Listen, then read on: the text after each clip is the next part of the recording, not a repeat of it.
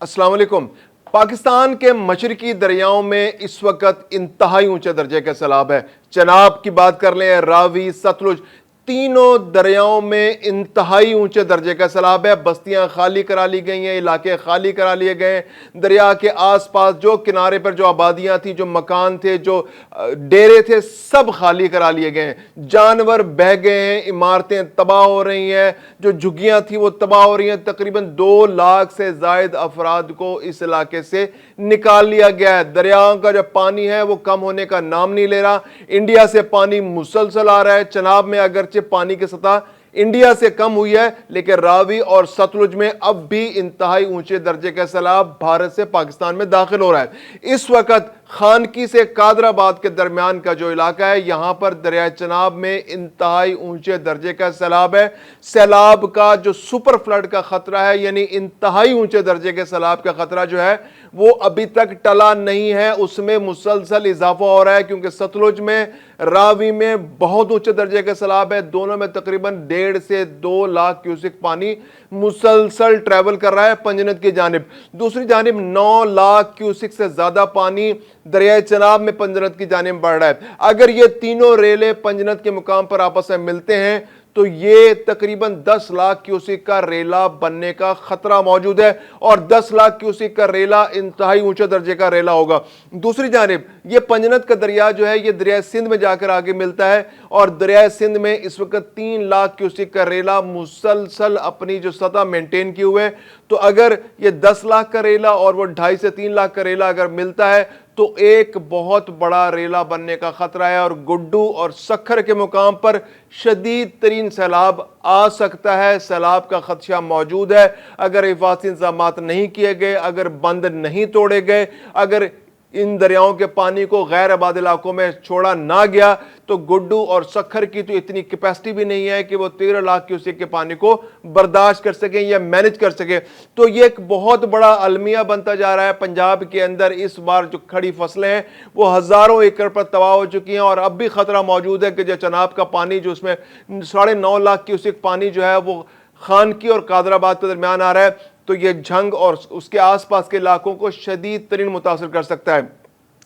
इसके अलावा अगर जेहलम की बात करें तो जेहलम के अंदर जो है पानी की सतह अब भी कंट्रोल में है, क्योंकि जो मंगला डैम है वो अभी तक पूरी तरह नहीं भर सका। तकरीबन 80% मंगला डैम भरा है और 20% खाली है। तो जेहलम के अंदर जितना भी पानी आ रहा है वो मंगला डैम को भरने के लिए इस्तेमाल हो रहा है, और बहुत मामूली पानी जो है वो दरिया जेहलम में छोड़ा जा रहा है। झंग के मुकाम पर चनाब और जेहलम आपस में मिलते हैं, तो इसलिए जेहलम का पानी जो है वो कोई खास इंपैक्ट जो है सैलाब में क्रिएट नहीं कर रहा। यह बहुत अहम मालूमात है। आबादियां जो है, जो झंग से लेकर, जो खानकी से लेकर, जो कादराबाद से लेकर, जो पंजनद और पंजनद से लेकर आगे दरिया गुड्डू और सखर के आसपास के जो इलाके हैं वहां पर इंतहाई हाई अलर्ट है। क्योंकि आने वाले अगले 3 से 4 दिन में ये रेला जो है कादराबाद से होता हुआ सखर तक पहुंचेगा, और सखर के बाद ये सिंध के अंदर दाखिल हो जाएगा, गुड्डू के बाद सिंध में दाखिल हो जाएगा, और उसको एक दिन आगे सखर पहुंचने में लगता है, और उसके बाद मजीद 5 से 6 दिन में ये समंदर तक पहुंचता है। तो ये अगले तकरीबन 9 से 10 दिन जो है सैलाब के हवाले से पंजाब के अंदर और सिंध के अंदर इंतहाई इंपॉर्टेंट है। अब देखना यह है कि जो हम बहुत सारी टर्मिनोलॉजीज हम इस्तेमाल करते हैं कि सैलाब क्या होता है, किस तरह होता है, तो हम इन सवालों का जवाब आज तलाश करने की कोशिश करेंगे। क्योंकि बाज़ औक़ात ये होता है कि दरिया सिंध के अंदर जो है वो बहुत कम ज़्यादा पानी होता है, लेकिन हम उसको नीचे दर्जे का सैलाब कहते हैं। लेकिन दरिया रावी में, दरिया सतलुज में थोड़ा पानी होता है, लेकिन हम उसको इंतहाई ऊंचे दर्जे का सैलाब कहते हैं। तो ये बहुत सारे सवालात हैं, आज हम इन सवालात के जवाब तलाश करने की कोशिश करेंगे। आज का हमारा फोकस दरियाओं में आने वाले तुग़यानी के बारे में, दरियाओं में आने वाले सैलाब के बारे में। बहुत सी टर्मिनोलॉजीज आपने सुनी होंगी, यानी कई तरह के सैलाब होते हैं। जब हम इब्तिदा होती है सैलाब की तो हम बताते हैं कि आज तरबेला के मुकाम पर दरिया सिंध में निचले दर्जे का सैलाब है, आज तौसा के मुकाम पर दरिया सिंध में दरमियाने दर्जे का सैलाब है, आज बल्लोकी के मुकाम पर दरिया रावी में ऊंचे दर्जे का सैलाब है, आज जो है गुड्डू बैराज के मुकाम पर जो दरिया सिंध में बहुत ऊंचे दर्जे का सैलाब है, आज कोटरी बैराज के मुकाम पर दरिया सिंध में इंतहाई ऊंचे दर्जे का सैलाब है, और पानी जो है बहुत से इलाकों में फैल चुका है। अब ये ऐसी बहुत सी टर्मिनोलॉजीज हैं जो आप आए दिन सुनते रहते हैं। हम आज की इस वीडियो में इन सारी टर्मिनोलॉजीज को डिफाइन करने की कोशिश करेंगे ताकि आम लोग ये समझ सकें कि एक्चुअली ये दरियाओं में सैलाब की सूरत हाल क्या होती है। तो इब्तदाई तौर पर हम समझ लेते हैं कि दरिया जब नॉर्मल बह रहा होता है तो उसमें उतना शिद्दत से पानी मौजूद नहीं होता। बरसात में तो पानी थोड़ा ज्यादा हो जाता है, लेकिन साल के आम दिनों में पानी बहुत कम होता है, चंद हजार क्यूसिक से ज्यादा पानी नहीं होता। अगर आप उस वक्त दरिया के ऊपर से करीब जाएंगे या पुल पे से गुजरेंगे तो आपको अंदाजा होगा कि दरिया का ज्यादातर हिस्सा खुश्क होगा। बहुत बड़े बड़े टीले आपको नजर आएंगे, बहुत बड़ा खुश्क मैदान नजर आएगा, जानवर अंदर घूम रहे होंगे, लोग अंदर दरिया के अंदर बेड के अंदर घूम रहे होंगे, उसके उस जहां पे पानी बहता है उस जगह पे घूम रहे होंगे, अंदर सब्जा उगा होगा, दरख्त उगे होंगे, जानवर वहां पे आजादी से घूम रहे होंगे, लोग रेत उठा रहे होंगे दरिया के अंदर से, ट्रैक्टर ट्रॉलियां अंदर मौजूद होंगी। यानी मुख्तलिफ फिनोमेना आपके सामने होगा। ये वो सूरत हाल होती है कि जब दरिया के अंदर, उसके रस्ते के अंदर, उसके किनारों के अंदर जो रास्ता उसका दरिया का है उसके अंदर पानी का बहाव बहुत कम होता है। ये साल के यूं समझिए कि 10 महीने यही सूरत हाल होती है। लेकिन जब बरसात का महीना करीब आता है और गर्मियां आती हैं तो उस वक्त क्या होता है कि ग्लेशियर्स का पानी पिघलता है, बर्फ पिघलती है, वो नदी नालों में आती है और वो बह के दरियाओं का रुख करती है। इसके अलावा दरिया के आसपास के इलाकों में बारिशें, शदीद बारिशें होती हैं और उसका पानी नदी नालों के जरिए उस दरिया के अंदर आ जाता है। इसके अलावा पहाड़ों पर बर्फबारी होती है, और वो बर्फबारी पिघलती है, उसका पानी पिघल कर आ जाता है। फिर इसके अलावा पहाड़ों के ऊपर बहुत तेज बारिश होती है, उसका पानी बहकर भी दरियाओं के अंदर आ जाता है, जिससे दरिया की सतह बुलंद होनी शुरू हो जाती है।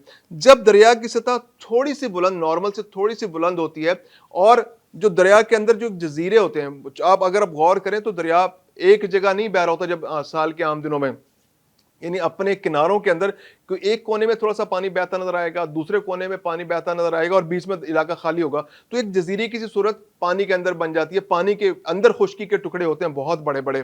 तो जब दरमियाने दर्जे का सैलाब होता है, जो पानी के टुकड़े होते हैं उनको या तो जजीरा कहते हैं, या अगर उसमें बहुत ज्यादा सब्जा हो तो उसको बेला कहते हैं, बेले का इलाका कहते हैं।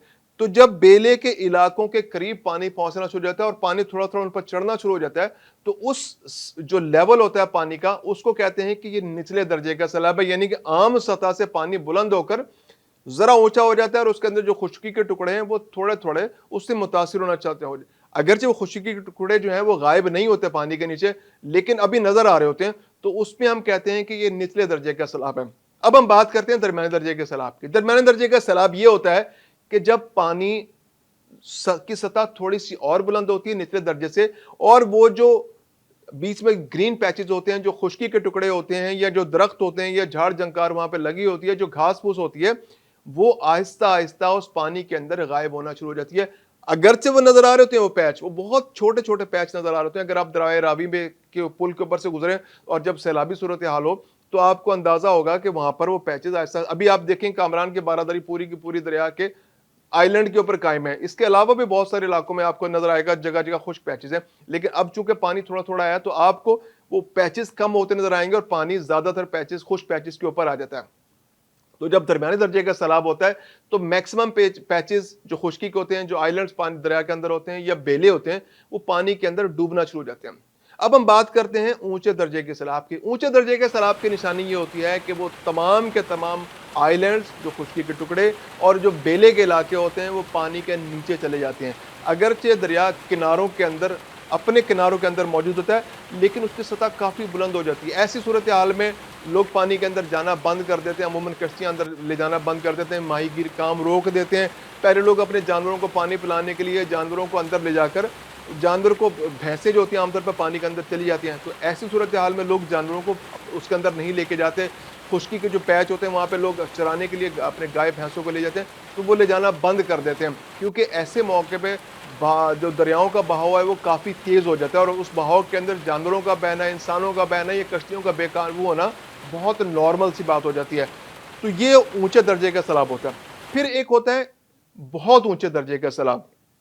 बहुत ऊंचे दर्जे के सैलाब में ये होता है कि जो दरिया का पानी है वो तकरीबन किनारे के ऊपर तक पहुंच जाता है। यानी अगर आप शहरों के पास अगर आप गौर करें तो हर शहर के पास या हर आबादी के पास से जब दरिया गुजरता है तो वहाँ बंद बने होते हैं, बहुत ऊंचे ऊंचे बंद होते हैं, पुख्ता बंद होते हैं, बाजू का कच्चे बंद होते हैं, खास तरतीब से ऊंची ऊंची दीवारें आपको नजर आती हैं। तो वहां पर दरिया का पानी उसके करीब पहुंच जाता है और जब शहरों के पास से वो बंद के इलाके से गुजर जाता है तो वो दरिया का पानी उस बंद से बाहर आ जाता है, किनारों से बाहर आना शुरू होता है। अगरचे वो बेकाबू नहीं होता उस तरह से आसपास के, लेकिन इलाकों में जो आबादियां होती हैं, जो छोटे गांव होते हैं, जो कच्चे के इलाके गांव होते हैं, कच्चे के इलाका वो होता है जहाँ पर नॉर्मली दरिया के सैलाब का पानी आ जाता है, उसके अंदर पानी दाखिल होना शुरू हो जाता है। आसपास के इलाकों में अगर कोई फसलें हैं तो मुतासर होती हैं, लोगों के घर अगर कच्चे घर है तो मुतासर होते हैं और लोग वो इलाका छोड़ के जाना शुरू कर देते हैं। तो ये बहुत ऊंचे दर्जे का सैलाब होता है। एक होता है इंतहाई ऊंचे दर्जे का सैलाब, ये सुपर फ्लड होता है। इंतहाई ऊंचे दर्जे के सैलाब में होता है कि दरिया का पानी बिफर कर दरियाओं से बाहर आ जाता है, उसके किनारों से बाहर आ जाता है, कितने ऊंचे किनारे वो बाहर आ जाता है, और खास तौर पर मैदानी इलाकों के अंदर तो दरिया बिल्कुल बेकाबू हो जाता है। बाज़ औक़ात इन्हें 2010 का जो सैलाब आया था वो सुपर फ्लड था। आप यूं कहिए कि जैकबाबाद का पूरा इलाका, फिर बलोचिस्तान के अंदर पानी एंटर हो गया था, हत्ता कि सिब्बी के इलाकों तक पानी पहुंच गया था। पूरा डेरा अला यार, डेरा मुराद जमाली और इस तरह के बहुत सारे इलाके, बहुत सारे अजला, दरिया सिंध के तो बहुत सारे अजला पानी के अंदर हर साल डूब जाते हैं। उस साल बहुत सारे अजला जहां पर दरिया का पानी कई दहाइयों से नहीं गया था, यानी सिब्बी का डिस्ट्रिक्ट जो है वो दरिया से कई मतलब 100 किलोमीटर से भी ज्यादा दूर है, वहां तक पानी पहुंच गया था। तो दरिया का बहाव इतना ज्यादा था, पानी इतना ज्यादा था, और उसको इस तरह से प्लानिंग से डाइवर्ट किया गया था कि बहुत सारे इलाके, पंजाब के बहुत सारे इलाके डूब गए थे, सिंध के बहुत सारे इलाके डूब गए थे, हैदराबाद जो सखर के आसपास के बहुत से इलाके डूब गए थे, और सखर के पास से पानी को राइट पे डाइवर्ट किया गया था और वो बलोचिस्तान के अंदर भी दाखिल हो गया था। एक बहुत बड़ा फ्लड था। अगरचे सिंध के ज़ेरी इलाके उससे महफूज रहे थे क्योंकि पानी इधर डाइवर्ट कर गया था।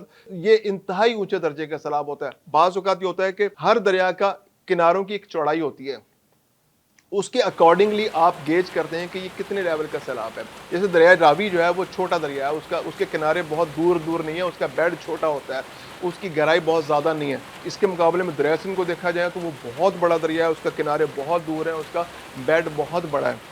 तो होता ये है कि जैसे अब मिसाल देता हूँ कि अगर दरिया सिंध के अंदर 1 लाख क्यूसेक पानी बह रहा है और 1 लाख क्यूसेक पानी बहता हुआ चला जा रहा है, तो ये एक मामूल की कार्रवाई है, क्योंकि आम तौर पर दरिया सिंध के अंदर 70-80 हज़ार क्यूसेक पानी बह रहा होता है। और अगर 1 लाख क्यूसेक या 1.25 लाख क्यूसेक या 1.5 लाख क्यूसेक या इवन 2 लाख क्यूसेक पानी भी बह रहा हो, तो दरिया सिंध के अंदर उसको सैलाब डिक्लेयर नहीं किया जाता। ये एक मामूल की कार्रवाई होती है और कागजी कार्रवाई में उसको नॉर्मल डिक्लेयर किया जाता है। अच्छा, दूसरी जानब अगर हम दरिया रावी की बात करें तो दरिया रावी के अंदर अगर 1 लाख क्यूसेक पानी आ जाए तो ये एक्सेप्शनल फ्लड शुमार होगा, यानी ये इंतहाई ऊंचे दर्जे का सैलाब होगा।